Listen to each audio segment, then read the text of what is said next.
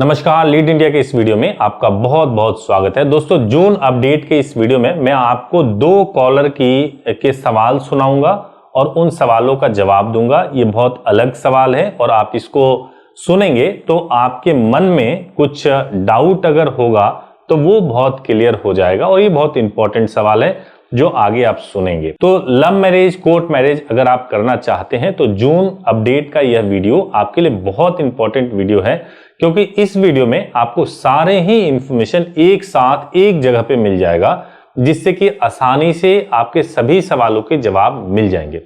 तो सबसे पहले मैं पहले कॉलर को लेता हूं और पहले कॉलर की सवाल को लेके पहले उसका आंसर करूंगा, फिर आपको प्रोसेस बताऊंगा।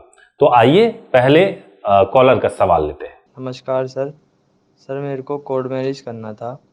तो मैंने पहले आर्य समाज में मैरिज कर लिया। तो आर्य समाज वालों ने मुझे नोटरी पेपर पे मैरिज रजिस्टर्ड करके दे दिया। उसके बाद मुझे पुलिस ने गिरफ्तार कर लिया था।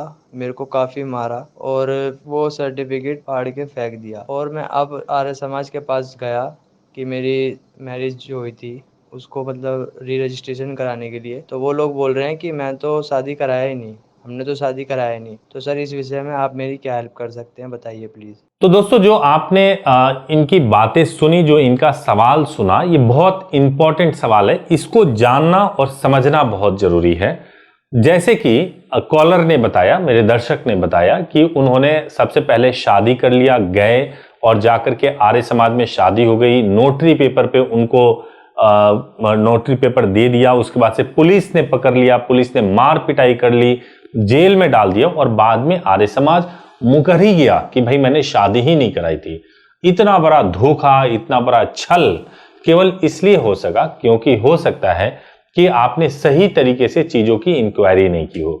देखिए, हिंदुस्तान में आप कई जगह पे जाएंगे, कई सारे मंदिर, मस्जिद और आर्य समाज हैं।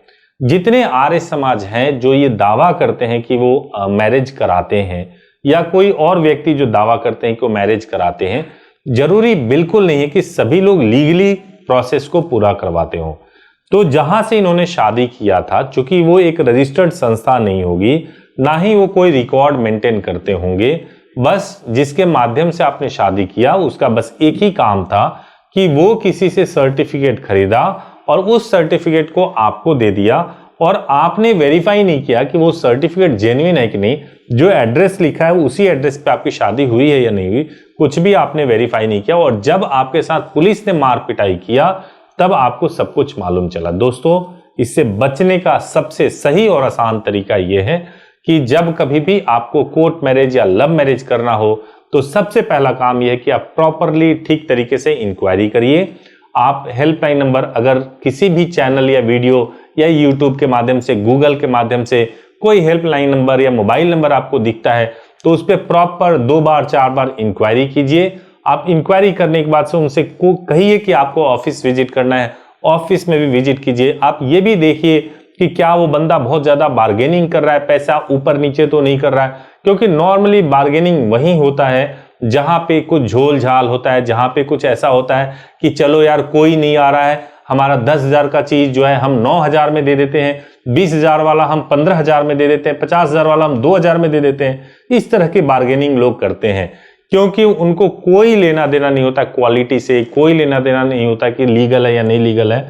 तो सबसे पहले जरूरी है आप ठीक तरीके से इंक्वायरी करें और इंक्वायरी करने के बाद ही आप मैरिज करने जाएं। और कॉलर को मैं ये बोलूंगा कि जो आपके साथ हुआ वो बहुत ही गलत हुआ, और चूंकि आपने एक बहुत ही इमोशनल फैसला कोर्ट मैरिज करने का लिया था और वो आपके साथ गलत हो गया, सही तरीके से नहीं हुआ, अब आपको फिर से एक बार प्रॉपर तरीके से लीगली शादी करना चाहिए, जिसमें आपको कोर्ट का सर्टिफिकेट मिले, आप उसको ऑनलाइन वेरीफाई कर सकें। मैं सैंपल के तौर पे कुछ सर्टिफिकेट दिखा देता हूं। जैसे गाजियाबाद से करते हैं तो कोर्ट का ऐसा सर्टिफिकेट होता है, दिल्ली से करते हैं तो ऐसा होता है, मुंबई से करते हैं तो ऐसा होता है, पुणे से करते हैं तो ऐसा होता है।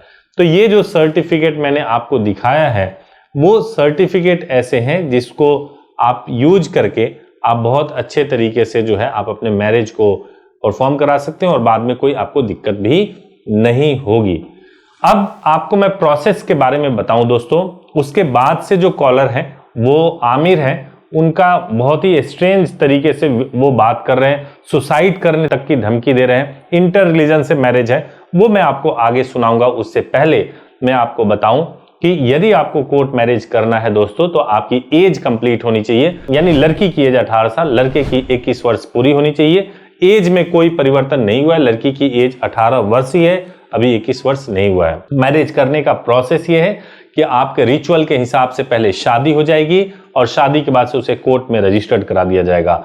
अगर आप हमारे माध्यम से करना चाहते हैं तो सबसे सिंपल प्रोसेस है कि आप हमारे हेल्पलाइन नंबर 8800444555 पर सुबह 9 बजे से लेकर शाम को 8 बजे तक कॉल कर सकते हैं। जब आप इस नंबर पे कॉल करेंगे तो कॉल करके आप बुकिंग करा सकते हैं। बुकिंग कराने के बाद आपको व्हाट्सएप पे सर्विस टीम का नंबर मिल जाएगा, मेरा नंबर मिल जाएगा और एक सर्विस टीम होगी जो आपसे कनेक्टेड रहेगी, जो मैरिज के दिन तक कनेक्टेड रहेगी और वो आपके शादी को बहुत ही आराम से स्मूथली परफॉर्म कराएगी। इस पूरे प्रोसेस को होने में जो समय लगता है दोस्तों, अगर आप एक दिन में चाहते हैं तो गाजियाबाद से कर सकते हैं, अगर आप दिल्ली से करना चाहते हैं तो यहां पर 2 दिन के अंदर हो जाता है, अगर आप मुंबई आपके लिए कन्वीनियंट प्लेस है तो वहां पे 7 से 10 दिन के अंदर हो जाता है। पुणे से करना चाहते हैं तो पुणे में भी इतना ही समय लगता है, आप आराम से मैरिज को परफॉर्म कर सकते हैं। अब आइए सुनते हैं आमिर का सवाल। हेलो, मैं आमिर बात कर रहा हूँ आगरा से और मैं बहुत बड़ा फ़ैन हूँ आपकी वीडियोस का। मैं आपको बहुत दिन से फॉलो कर रहा हूँ। मैं भी इंटर रिलीजन मैरिज करना चाहता हूँ, लेकिन आपके हेल्पलाइन नंबर पे मैं कॉल कर रहा हूँ बार बार, लेकिन वहाँ से कोई रिस्पांस नहीं आ रहा है, मुझे कुछ बता नहीं रहे हैं। तो बताइए मैं क्या करूँ? क्या मैं आत्महत्या कर लूँ, मर जाऊँ मैं?